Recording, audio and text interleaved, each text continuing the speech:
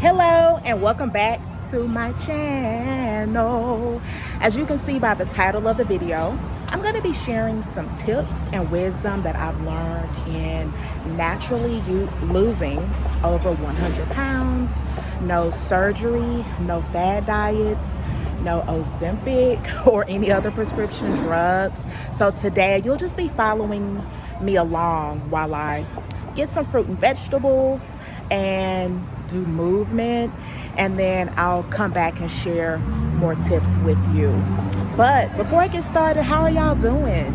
I've been having some anxiety. My surgery is a little under 4 months away, and so I have been stalking the plus size surgery blogs, and of course the people who post are typically people who are either really super excited about their results, which is great, and then also people who are very disappointed in their results, or they're having some serious complications. So I don't fear death, even though death is always a possibility when you're having a major surgery.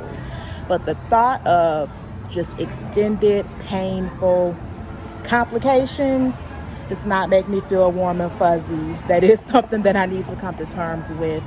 But in order to prevent from having any unnecessary complications, I definitely want to up my nutrition, my hydration, and I want to lose about 40 more pounds. So these tips that I share with you are reminders and what I need to do that. All right, stay tuned.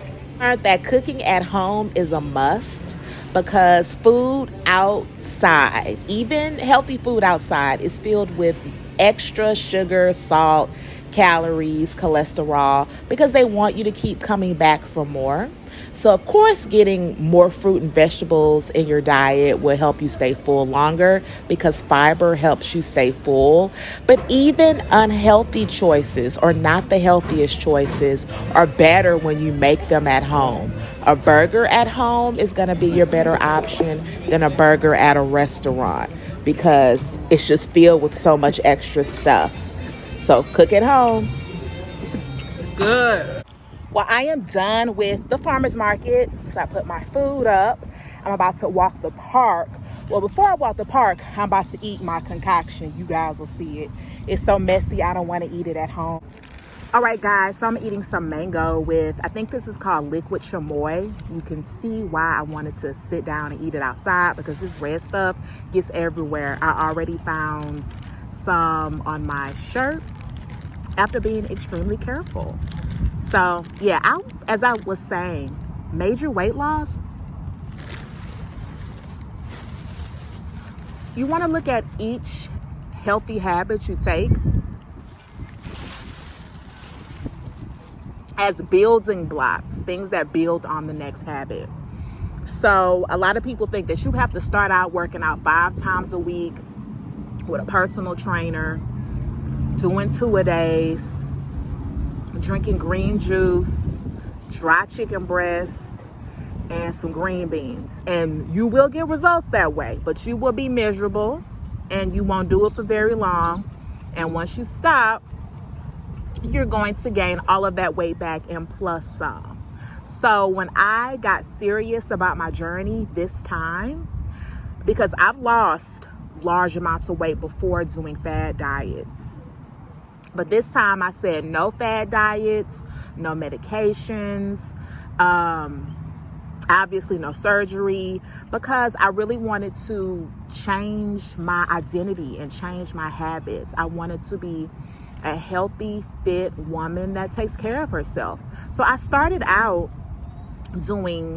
learning to swim. Right before I started my journey, me and my dad, I bust those jeans. This pic made me realize that I needed to do something. This is when I first got started. This is that off-the-shoulder swimsuit.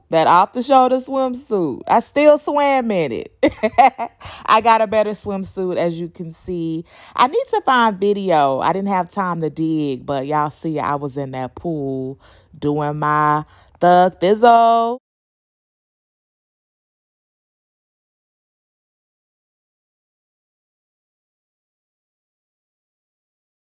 correction. I falsely thought that I already knew how to swim. So I went to Memorial Athletic Club, which was between my job and my house. And I stopped in one day at like 5 in the morning and said, I want to do master swim. And I didn't have on a swim cap. I didn't have goggles. I had on an off-the-shoulder swimsuit. So I didn't look like someone that was there for master swim. So the coach said, let me see you swim laps. You have to swim 25 yards of any stroke nonstop before you can join masters. Well, I couldn't do it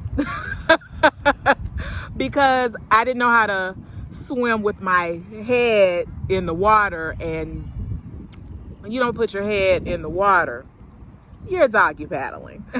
But my swim coach, Diet, taught me how to swim, and immediately, like within a few weeks, all that inflammation was gone. I had probably only lost maybe 5 pounds.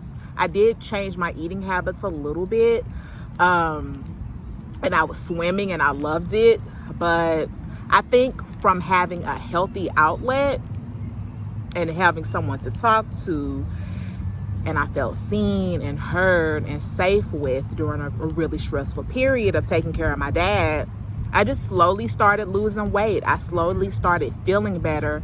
And when I felt better physically, it made me want to do more and more physically.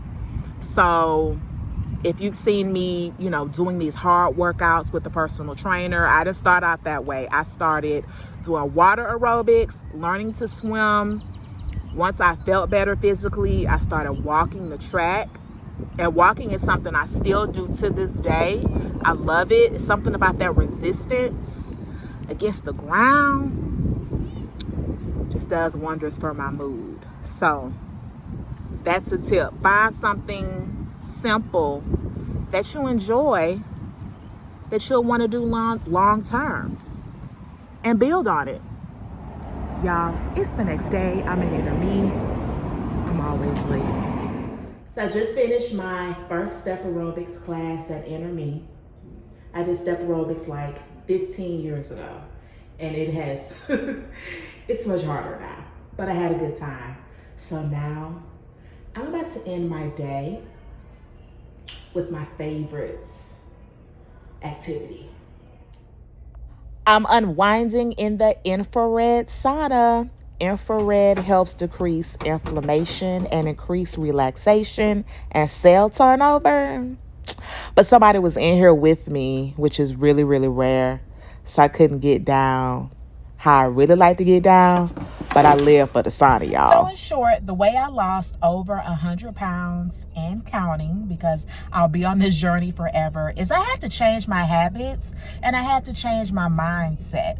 I got therapy, and that let me realize that I use food as a way to numb myself from difficult emotions.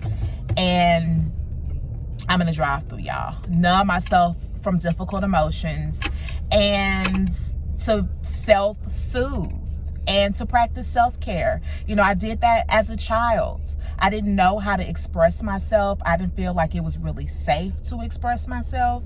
I dealt with a lot of issues that I really couldn't talk to anyone about. And I just continued that behavior over and over and over.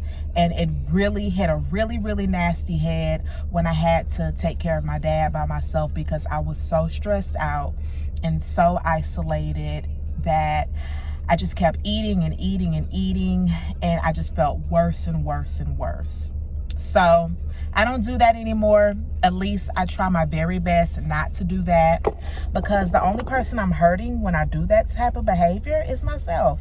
I mean, I'm literally killing myself. So I had to change. I had to just change my behavior, and it wasn't an overnight process. I'm still learning. I'm still getting better at it. I'm still being more intentional with it.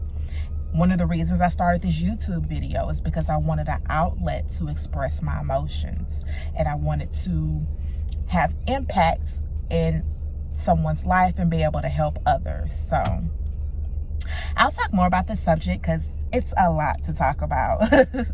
But yeah, guys, that's basically that's what's been my journey so far. And doing this video was great because I was reminded of the things that I need to continue doing. Sometimes I start feeling myself and I slack off, and I need to tell myself, hey girl, let's get our head back in the game. But thank you guys so much for watching. Please like, comment, and subscribe. Until your next video. Bye.